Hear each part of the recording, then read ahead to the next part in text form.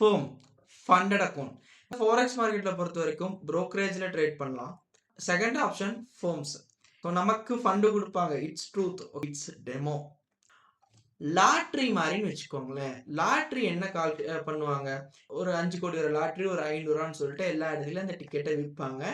Luck பேசஸ்ல number யாருக்கு போய் சேருதோ அவங்களுக்கு அந்த 5 கோடி ரூபாய் கிடைக்கும். பட் இங்க லக் பேசஸ் கிடையாது.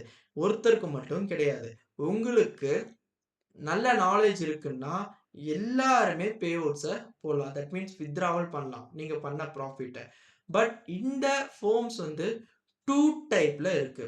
எக்ஸாமை கிளியர் பண்ணி ஃபண்டட் அக்கவுண்ட்ஸ் வாங்குறது ஒரு டைப்பு, இன்ஸ்டன்ட் அக்கவுண்ட் ஒரு டைப், தென் இந்த 1 ஸ்டெப் 2 ஸ்டெப் 3 ஸ்டெப் ஒரு டைப். இதுல என்ன டிஃபரன்ஸ் இருக்குன்னா price difference and rules difference இருக்கும். எப்படி ஃபோம்ஸ் ஒர்க் ஆகுதுன்னு நான் சொல்றேன். ஃபர்ஸ்ட் ஸ்டெப் அவங்க சொல்ற ப்ராஃபிட் டார்கெட் தான் உங்களுக்கு எக்ஸாம்.